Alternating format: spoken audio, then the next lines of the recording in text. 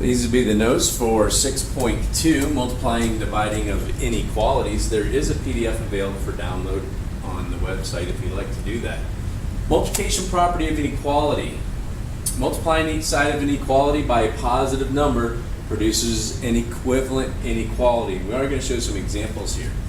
However, multiplying each side of an inequality by a negative number and reversing the direction of the inequality symbol, this is very important, reversing the direction of the inequality symbol when you use change that color, when we use a negative number, multiply produces an equivalent inequality. This property is also true for inequalities that involve the greater than, equal to, less than, equal to sign as well. Example number 1, we want to solve and graph. So we have an x over 4 is less than 5, and this is a divide, so to undo that we're going to times by 4 on both sides, so times by 4, 4 over 4 gives you 1, 1 times x is less than, 4 times 5 is 20, and we're going to go ahead and graph this. We'll call this over here, we'll call this 20, and since this has a less than sign, we're going to, well, it doesn't have an equal to sign. We're going to show my boundary right there with an open circle, not a closed circle because there's no equal to under here. And we're looking for numbers that are smaller than 20. So numbers that are smaller than 20 will be to the left here. Now the official way to do this is to pick a number either on this side or that side of the 20. Substitute in here and ask yourself if it's true or false. If it's true, you arrow in that direction. If it's false, you arrow in the opposite direction. However, the shortcut rule is if the inequality opens towards the variable, this is always an arrow right. If the inequality opens away from the variable, this is always an arrow left. Now, don't get caught up in the idea that because this looks like an arrowhead pointing that way and this looks like an arrowhead pointing that way, that it's always going to be that case, because it's not. If it was like this, where the x is on the right-hand side, but it's still opening towards the variable, I still have to arrow to the right. If it's opening away like this, I'm still going to arrow to the left. So opening towards the variable, arrow right, opening away, arrow left. And this is the solution for that problem. You can't graph the original problem, but you can graph the solution. So any number on this side of 0 makes the original problem true. Pick a number, oh sorry, not 0, 20. Pick a number on this side like 0. Substitute it in there, 0 over 4 is 0, 0 is less than 5, so that is true. Go ahead and multiply by a negative. Okay, so we're going to multiply, this is still a divide by a -6, so I'm going to times by -6 on both sides. -6 over -6 gives you positive 1, 1 times x is x. Now, because I multiply by a negative on both sides, I need to flip my inequality symbol around to keep it true.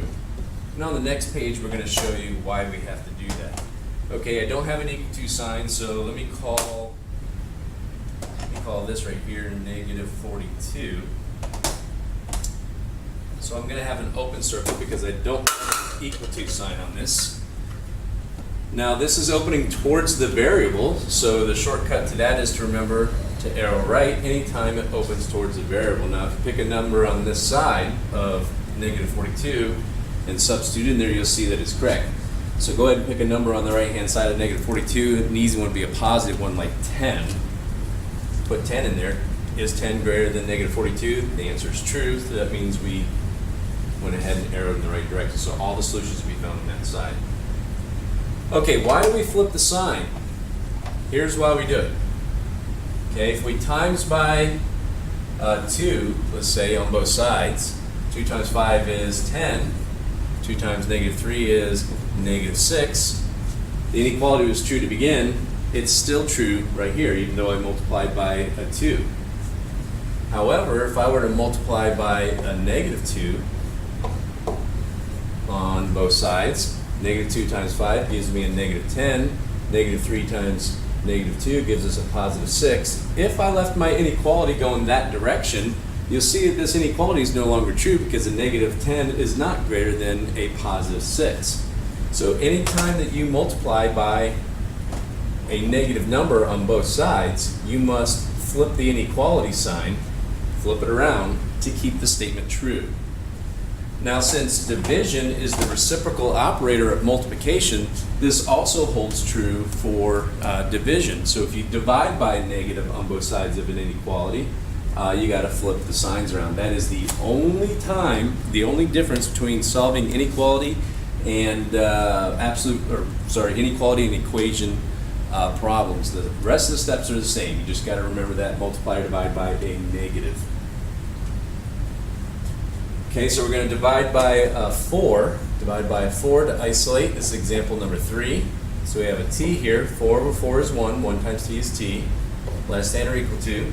Go ahead and use your calculator. 90 divided by 4 should be... actually, I'm going to leave this as a negative 45 over 2. Just going to simplify it like that. Now, in order to graph this, I do have to put some decimals in here to see where the graph goes. But common mistake here is people think that because there was a negative to start over there and it ends up with a negative that we have to flip the sign. You don't have to flip the sign here because we did not multiply or divide by negative. These were positive numbers. The fact that there was a negative on this side does not change the problem. Okay, so what I need to do is I'm going to go ahead and divide this out, negative 45 over 2, and I get negative 22.5. So I'm going to find negative 22 and negative 23 because this number, which is negative 22.5, is halfway between them. So I'm going to find the halfway point, let's call it right about here.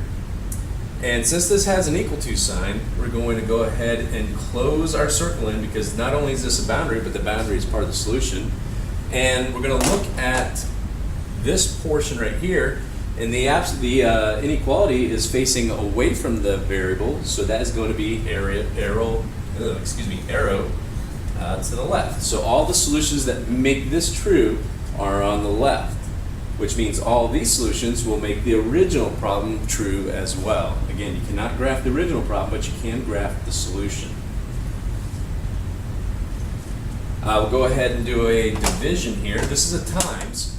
So I'm going to divide by negative 12. Divide by negative 12. Negative over negative becomes positive. Positive times s becomes, or 1. 1 times s is s. Now, because I divided by a negative on both sides, I must be certain that I turn my inequality symbol around. And then 60 over negative 12 gives you a negative 5. Okay, once again, I've got an absolute, or sorry, not an absolute value, an inequality with an equal to sign, so I'm going to have a closed circle. But my boundary starts at negative 5. Let's go ahead and call this negative 5 right there. So my boundary is going to be a closed circle because negative 5 is part of the solution. And as I look at this portion right here, I can see that the inequality is facing away from the variable, so that's going to be arrow to the left. Again, another way to check this is go ahead and pick a number for the variable. Well, we start at negative 5. Let's pick a positive. Let's say on this side, positive. Let's call it positive 10 again. If I put a 10 there, is negative 5 greater than or equal to 10? No, negative 5 is not greater than 10. So the answers are not on this side, but they're on the opposite side of that dot. Last example here. This would be, I guess we'd call it example 5. Forgot to number that. You have $90 to buy CDs for your friend's party. The CDs cost $18 each. This is a key word here. That's usually a rate. What are the possible numbers of CDs that you can buy? Let n equal the number of CDs you can buy. Okay, well, I've got $90. The question is that my minimum or my maximum? Can you spend over the amount that you actually have? And the answer to that is obviously no. Therefore, this is my maximum value. So I'm going to go ahead and put my symbol in like this, opening towards the 90, because that is the bigger value. This always opens towards the bigger or maximum value. Next question is, do I put an equal to sign under there or not? You got to ask yourself this: are you allowed to spend all $90? Are you allowed to actually equal 90? The answer is yes, you can if it's possible. Therefore, you should put an equal to sign underneath it. So 90 is greater than or equal to. This is what you have, And now here's what you're gonna spend on this side. Well, we're gonna spend $18 for each CD, and we're letting in sand for each CD. So each in this case means times, so 18 in. So 90 is greater than or equal to 18 in. All we gotta do now to solve this, to find out what range or what are the possible numbers of CDs we can buy, is divide by 18 so that we can isolate in. So in is gonna be less than or equal to, and use a calculator, 90 divided by 18, and that comes out to 5. So you can buy 5 or less CDs with $90. Of course, that doesn't take into account tax, and that would be for another question.